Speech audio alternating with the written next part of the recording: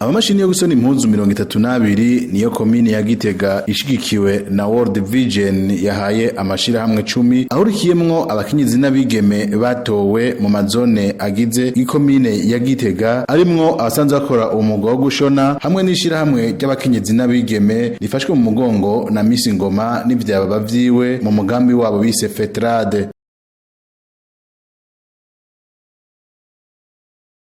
Umuhanuzi wa Musitanteri wa komine ya Gitega ajejwe iterambere akaba atubwiye ico bisunze mu gutora amashira hamwe yongera anatekerera n'impanuro abaronkeje izo mashini.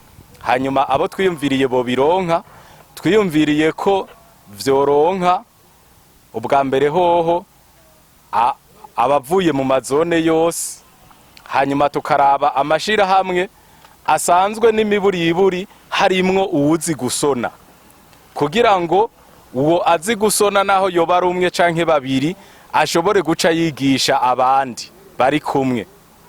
Aha rero tukaba dushaka ko umwe abizi canke babiri aho batabizi bose baca bigishanya, ahubwo mukazohamagara n'abandi kugira ngo mu karere muzoba muriko murakoreramwo imitumba yashoboye ija kuronswa bino bikoresho. Kuri uwo mutumba cane cane abarondezi b'akazi canke aba usanga amashuri batashoboreye kubandanya amashuri bose mubigishe ku buryo bamenya umwuga, ahubwo muzogaruke kutubwira muti twongerereze ibikoresho twabaye benshi, abamenye umwuga ni benshi, ahubwo turakeneye ko mutwongera ibikoresho.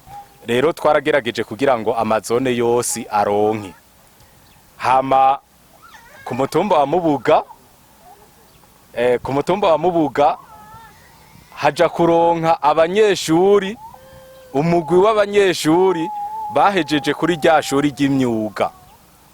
Murazi yuko kuri rya mashuri y'imyuga higa ahanini abatashoboye kubandanya ayandi mashuri nibo baja kwiga umwuga.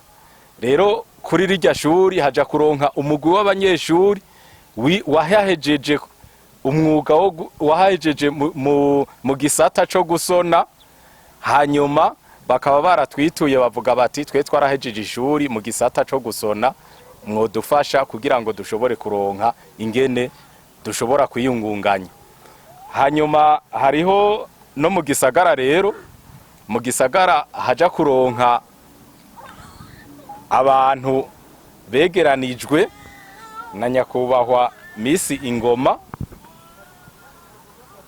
akaba ariwe yabegeranije afatanije na komine kugira ngo afashe nawe agira ico aterera mu iterambere.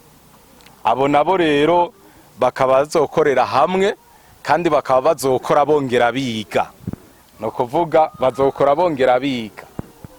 Rero ibi bikoresho murose ni rusangi, yemwe ndabakeburi abo tuzokumva babiriye nakazi kanyu. Ibikoresho ni rusangi, no kuvuga kujya mungana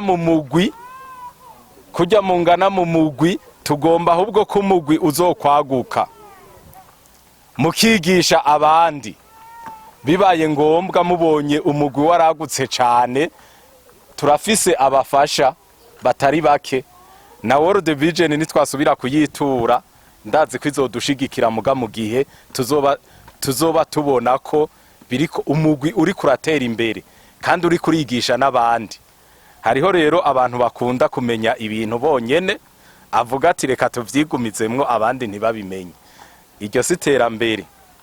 Mwiterambere nuko twese tuba turiko tugira hamwe, hama uri nyuma tukamukwega kugira ngo ashikire abari imbere. Gukwega rero abari nyuma nuko muzogenda mwigisha urundi rwaruka ruzoba rutagira ico rukora, mukagwigisha umwuga kugira nago rushobore kugira hamwe na mwebwe. Ibi bikoresho rero tuzoguma tubihanze ijisho, naco gituma mubona tuza turandika, mbere tukaba twiyemeje ko tuzoza turabagendera. Nka jewe amashira hamwe nije nkunda kuyaraba, no kuvuga nzoza ndabagendera mwese umwe ndaba bijya bikoresho ingene biriko birakora, hanyuma nanje nshikiriza raporo ku basanzwe bankurira banyakubahwa musitanteri. Rero mwumve ko ibikoresho mugira muronswe ari kugira ngo mwiteze imbere hama mwongere muteze imbere n'akarere musanzwe muzoba muri ko murakoreramo. Rero ni kwari kugira ngo kumbure ndababwire ibi bikoresho ingene muzobikoresha. Ubwa mbere ho ntimuje kubibika mu nzu, hanyuma mwumve ko ibikoresho ari rusangi. Mu majambo make novuga nti ntitubagabiye, kuko ntufise uburenganzira bwo kujana ku isoko. Tuguhaye igikoresho uja gukoresha kugira ngo witeze imbere kandi wongere ufashe urundi rwaruka kugira ngo rushobore kumenya umwuga hama nago gwiteze imbere. Nshimye kubabwira ingene tuzobikoresha kuko hariho amashirahamwe abiri twaheruka gukorana, kandi umengo ikibanza cari ikinyene twagiriyemwo inama dufashijwemwo n'ishirahamwe ryitwa Shaza ry'Ibujumbura. Bamwe bategerezwa gukorera ngaha muri zone Rirare, abandi bagakorera muri zone Iribene, mugabo ntibavyifashemwo neza abo muri zone Rirare, ku buryo ibikoresho bonyene hagati abanwanyi b'ishirahamwe bagiye bariyiba. Novuga ntibariyivye baca biba n'igihugu, gushika aho dusanga vyose babiriye. Ubu hariho n'abari mu gasho kubera ivyo bikoresho. Muri zone Iribene ibikoresho bishobora kuba bihari mugabo ntibariko barabikoresha. Rero muri zone Iribene ho tukazohava twiga ingene tubihereza abandi bashobora kubikoresha, kuko mu masezerano harimwo ko abadashoboye kubikoresha tubihereza abandi bakabikoresha. Aha rero nibatikebuka mu minsi mikeyi tuzobihereza abandi babikoresha. Rero ngiranje nza kuri ibi Dr. Jacques Nduwimana musitanteri wa komine ya Gitega akamenyesha ko iyo byakozwe mu ntumbero yo gushigikira umukenyezi n'umwigeme. Kijanye no gushitsa intumbero ya leta mvye leta nkozi, aho iduhamagarira twese ko twobaho dufise ikintu turiko turarangura kiduteza imbere, hatibagiwe abakenyezi n'abige musanga keshi bakumirwa mu kibano no mu ngo, ukamenga barinda kubaho ari uko babeshejweho n'abagabo. Aha rero tugaca dushimira cyane abadufashije kugira ngo dushobore kurangura kino gikorwa cyo gushigikira no mashirahamwe, cyane cyane aba baserukira ishirahamwe World Vision byashoboye gutanga bino bikoresho by'amamashini agira kuri 32. Ibikoresho bazoca bifasha kwingunganya kugira ngo bashobore kuronka ya mafaranga muri cacibwe kugira ngo umufuko uronke udufaranga wikorako. Turashimiye cyane kandi n'ishirahamwe rihagarariwe n'aba Miss Ngoma, nabo nyene bagombye ko twiyunga mu mugambi, kuko hari amashirahamwe biyemeje muri ayagomba ahabwe aya mamashini bazoca bafata mu mugongo kugira ngo baronke ibindi vyankenerwa vyotuma bashobora kurangura uwo mugambi. Tukaca rero duhanura bagomba kuronka zino ngabire bazazi vyazi bikorwa vy'iterambere, na cane cane mu kuhindura ingendo. Tumenye yuko burya nyamwigenda katari miri mpeshi, ni vyiza yuko abantu bamenyera gukorera hamwe, bagashira inguvu hamwe, bagahanahana ubumenyi butandukanye baba bafise, kandi bakumva yuko mu iterambere yo gushigikirana atanyamwigenda ko ahari. Tubasaba rero kuzoma bakorera mu rugo runani, ntihabe abo hava bahemukira ishira hamwe ugasanga kumbure bariko bakoresha ibikoresho ukutariko canke ngo binyuruzwe. Tuze twumve ariko nyamba barose nk'imashini zibiri ejo bashoboye kwigura nka 10, mbese mu nyungu barose bashoboye no kurangura n'indi migambi yobafasha kwiteza imbere.